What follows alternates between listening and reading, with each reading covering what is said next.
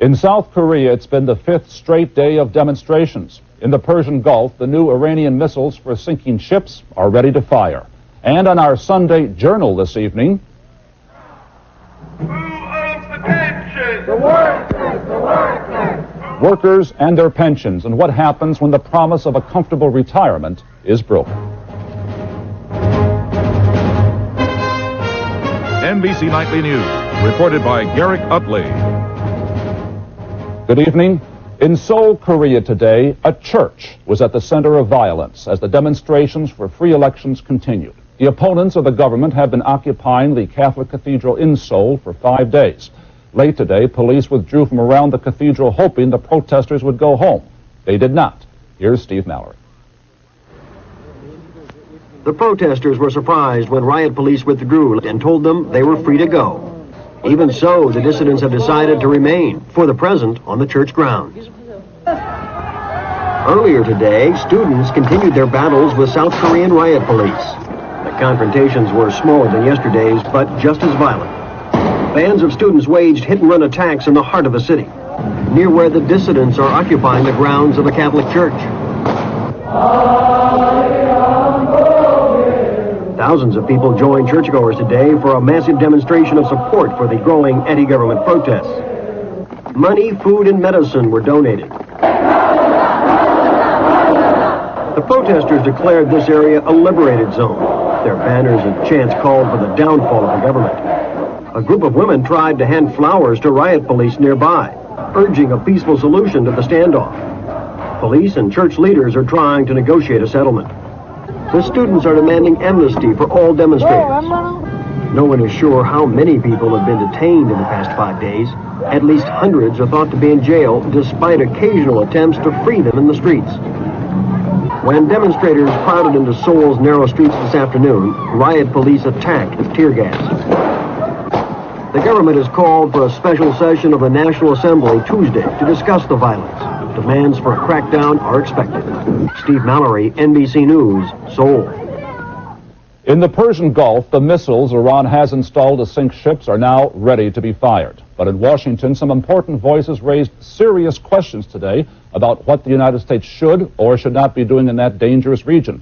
Here's Jim Miklaszewski. Pentagon sources reveal that Iran is now in position to use its Silkworm missiles against Gulf shipping. The sources report that Iranian troops have been training in rapid deployment and assembly of the anti-ship missile batteries along the Strait of Hormuz. The sources say the missiles could be fired virtually at a moment's notice. The U.S. had indicated it could launch a preemptive strike against Iran once the missiles were deployed. Meanwhile, as additional U.S. warships steam toward the Persian Gulf, a skeptical Congress appears determined to head them off. On NBC's Meet the Press, Senator Sam Nunn said the administration should put off its plans to provide military escorts for Kuwaiti tankers. I think with the lack of consensus we have right now, it would be, the administration would be best advised to delay it. Kuwait is a strong ally of Iraq. Senator Nunn contends by escorting Kuwaiti tankers, the U.S. would be taking sides in the Iran-Iraq war. Henry Kissinger indicates that could eventually drag the U.S. into the war itself. Yes, I think it's a bad idea to get ourselves militarily involved. The administration mounted a stiff defense of its Gulf policy on Capitol Hill last week. But some Pentagon officials admit they're losing the battle with Congress. So some Pentagon officials recommend a cooling-off period between the administration and Congress, and now predict U.S. warships may not begin those tanker escorts until sometime in August. Jim Miklaszewski, NBC News, Washington. President Reagan is expected to announce tomorrow night that he is ordering American negotiators in Geneva to accept the Soviet proposal to eliminate all medium and short-range nuclear missiles from Europe. And Secretary of State Shultz told the Russian people in a taped interview on television today there is a good chance for a missile agreement. But Shultz was followed on TV by a Russian commentator who charged he was guilty of deliberate and exaggerated optimism. That is a quote. Also on our program this evening, Pope John Paul made a bold visit to the parish in Poland of a priest killed after he spoke out for solidarity. And we will meet the top rock singer in the Soviet Union, music born in the USSR. Pope John Paul is back in Rome after a week-long visit to his troubled homeland. The Pope got a lukewarm reception from Polish officials when he arrived and a chilly send-off from Polish leader Jaruzelski when he left. Stan Bernard reports. On the last day of this pilgrimage to his homeland, one venerated Pole went to the grave of another. John Paul went to the parish church where Father Jerzy Papayushko ministered to his congregation and spoke out so forcefully for solidarity, it cost him his life. Papayushko was abducted, beaten, and then murdered by government police. The killing made the priest Solidarity's foremost martyr. For many Poles, this was the emotional high point of his visit. The Pope greeted and blessed the priest's parents. It was called an unscheduled and unannounced event. It was also called the worst-kept secret in Poland. This bell was commemorated and named Jerzy in Papayushko's memory. It rang today for the first time with a visit by the Pope. In the final hours of this pilgrimage, the Pope turned to the political relationship between his country and his church. He asked the bishops to consider the establishment of formal diplomatic relations between the Warsaw government and the Vatican. Some here believe the request is a mere formality, and the announcement will be made in September. And in the last minutes before his departure, John Paul held a final meeting with General Jaruzelski. The meeting was set up only yesterday. This was a much more somber Poland than the one he visited in 1983. Stan Bernard, NBC News, Warsaw. The Reagan administration said it better not be true, and today Iran said it isn't true. Both were reacting to a report in a Beirut magazine yesterday that some Americans kidnapped in Beirut are now in Iran where they could be put on trial. The magazine is the one which broke the story about the U.S. arms deal with Iran. Geraldine Page has died of a heart attack. For 40 years, she graced the American stage and screen. She was, among her many roles, the troubled heroine in several Tennessee Williams plays, but the major acting awards eluded her until 1986, when she won an Academy Award for her role in this film, A Trip to Bountiful. Why didn't you marry him? Because his papa and my papa didn't speak. And my papa forced me to write letters saying I never wanted to see him again. And he got drunk and he married out of spite. Geraldine Page died yesterday in New York City. She was 62 years old. It may be a long way off still. It may be tomorrow. But let's talk about financial security when you retire. In a word, your pension. A pension is the final payoff of the American dream. It is the big print in the social contract of our economic system, the promise that a life of work will bring reward in retirement. However, as we know, these are tough times for much of American industry. Companies face new competition, so they cut costs. And two big costs are people and pensions. And that brings us to our Sunday Journal, the story of a big company and its workers, of promises made and not kept. Our reporter is Lisa Myers. Who owns the pension? The workers! The workers! How long will they get? For life! For life! We work for it. We work for it! We sweat for it. We sweat for it! We earned it. We earned it! For several thousand retirees, it was a nightmare come true. They awakened one day to find that much of their pensions were gone, lost when the LTV Corporation announced that it didn't have the money to keep its promises. We want it now! They feel betrayed. Cheated, right? Lied to, deceived, stolen from, victimized, whatever anybody wants to call it. Mo Schaefer, who lost an arm in the Korean War, worked this 11-mile stretch of steel mill for almost 30 years. He retired last summer when LTV offered a $400 a month early retirement supplement in addition to his basic pension. 3 weeks later, LTV filed for bankruptcy, and by law, the federal government insures only the basic pension. I was supposed to receive $1,009 a month. I now receive $609 a month. With 5 children in my house right now, my wife and myself. It's a disaster, really. If you had known what was going to happen, would you have still accepted LTV's offer? Definitely not. No. Nobody feels worse than us about the whole thing. The president of LTV Steel says bankruptcy is tough for everyone. There are lots of Chapter 11s in the country, and when that happens, the pension plans don't get honored. That has nothing to do with anyone's intention. However, when the federal government took over LTV's pension plans, It discovered that the company had put aside less than half the money it had promised workers. And experts say that LTV is not alone. They warn that many troubled companies have intentionally underfunded their pension plans. It's a threat to the security and the health of the entire pension system. It means that employees who have given of themselves over a period of many years no longer can have quite the same security that they had in yesteryear. Richard Ciccone had given 30 years, most of it in middle management. He retired on the promise of $2,300 a month for life. Only 3 months later, when LTV filed for bankruptcy, he lost 75% of his pension. The most kind thing I can think to say about those people is the fact that they were ruthless. Nothing in the corporate world like that occurs in a 3-month span. LTV had to know when I retired that they weren't going to keep their promises to me. Kathleen Etgoff, whose federal agency guarantees workers' pensions, says LTV wasn't able to make most of its contributions to the pension plans as far back as 1984. They informed us that they were unable to make the payment, and they applied for what's called a waiver of contributions. Yet the company was allowed to continue to promise benefits to workers and even encourage some workers to retire. Yes, that's right. It was all legal. In filing for bankruptcy, LTV dumped more than $2 billion in pension obligations on the federal government, driving the agency that insures pensions deeply into debt. The fear now is that other struggling companies will do the same, at the expense of tens of thousands of retired workers. The most immediate danger is in the steel industry, where an aging workforce and foreign competition creates tremendous pressure to cut costs. Various proposals before Congress would try to protect workers by encouraging companies to put more money into their pension funds and by increasing funding of the federal pension insurance program. You can't pay money that you don't have. That's the fundamental problem here. Companies that have no hope or ability to pay for their pension promises should not be able to continue to make commitments to workers that they can't keep. Although Mo Schaefer has found a part-time job, he remains defiant and in despair. I heard my youngest daughter, 7 years old, ask her mother one day that, isn't Daddy going to have any money no more?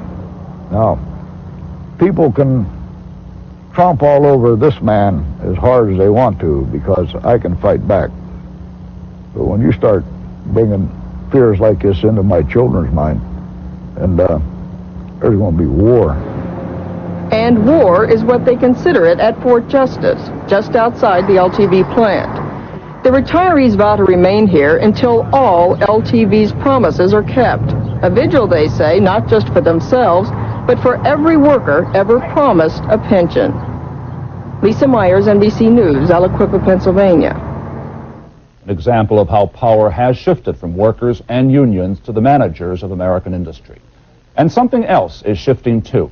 Public opinion pollster Lou Harris periodically publishes an index of alienation. For example, when asked whether the rich get richer and the poor poor, 45% said yes in 1966.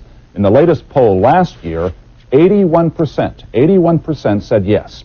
When asked whether, quote, the people running the country don't really care what happens to you, 26% believed that in 1966, 55% in the latest survey. These big increases may not mean war, as that embittered steel worker said, but they are a warning sign.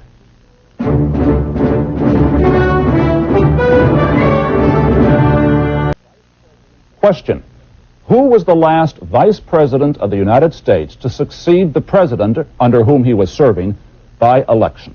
Answer: Martin Van Buren in 1837. Who will be the next? Well, George Bush hopes it'll be he, but he has more than history working against him. Bush must convince voters that a man who has been such a long and loyal number 2 in the White House will be an effective number 1. Tom Pettit follows the vice president. The vice president is out campaigning at least half the time. Friday in New Hampshire. I would be the best, Democrat or Republican.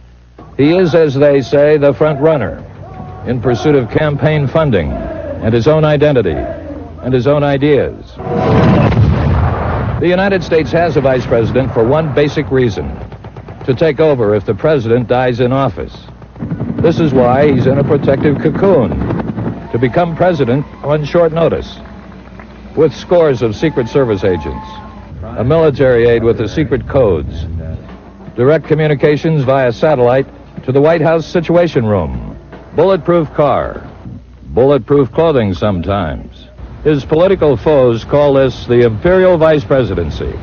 As one student of politics said, in speech after speech, the vice president has uttered no new ideas about the presidency. Even friends say he is not escaping perceived as number 2. Ladies and gentlemen, the President of the United States and Mrs. Reagan and the Vice President.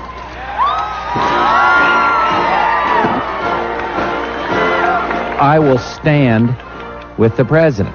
So he is raising millions for his campaign, more than anyone else, traipsing all over the country, building organization, but fighting a blurred image. Iran, for example. Clearly mistakes were made.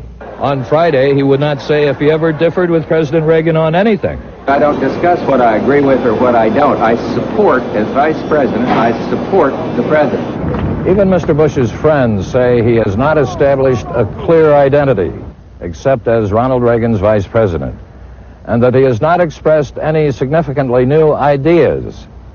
He says he'll have some this fall. Tom Pettit, NBC News, with the Vice President in Kennebunkport, Maine. And this item, happy anniversary to Ernest and Maud Scott of Gilroy, California. They've been married 78 years today. The secret of a successful marriage, says Ernest, who is 99, is frequent separations and gradual hearing loss.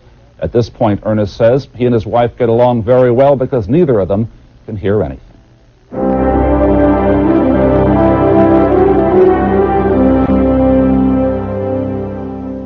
Expense. And finally this evening, a voice from Russia. A few days ago, I returned from the Soviet Union, where I spent 2 weeks talking to people, listening to what may be changing there under the leadership of Mikhail Gorbachev.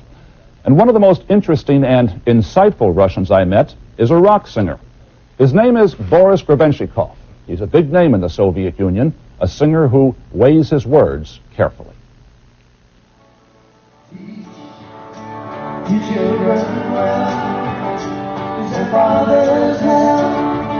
The song is American, the singer Russian, the theme universal. Boris Grebenshchikov sang with Stephen Stills and Graham Nash. A rehearsal for a concert in Moscow. Grebenshchikov is the Mick Jagger of the Soviet Union, even if his style is more lyrical.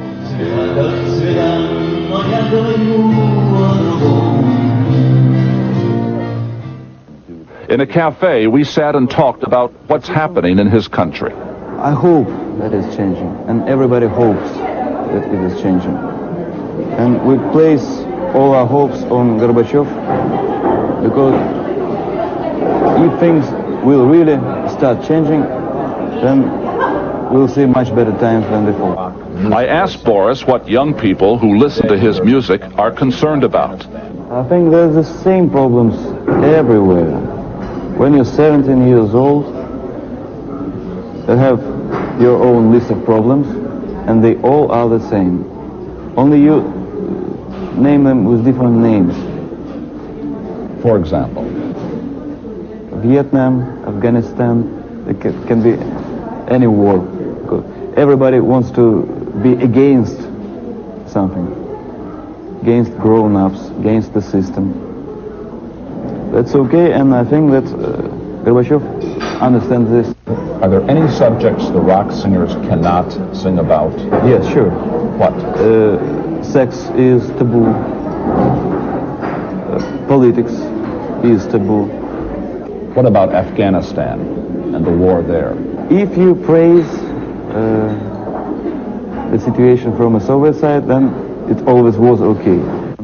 Boris Grebenshchikov is an interesting person to spend time with because he doesn't separate Soviet popular culture, his music, from the deeper roots of Russian culture.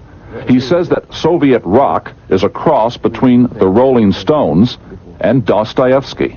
And what's the Dostoevsky part? It's the seeker of God. When a person tries to find his or her own solutions in his own soul, to find peace in his own soul. You have never left the Soviet Union. There's a possibility you'll be going to the United States later this year. I would say hope and interest from my side. I don't know about possibility. What would you want to see and do there if you can go, if you do come to America? I want to breathe the air. I want to meet a lot of people to whom I listened all my life. When I was a young man, I had a lot of heroes. And I want to meet them all and compare attitudes, because I think that everybody's coming to the same point. In music. In life. That point can be heard in the song Boris Grebenshchikov sang with Stills and Nash. Nuclear Madness.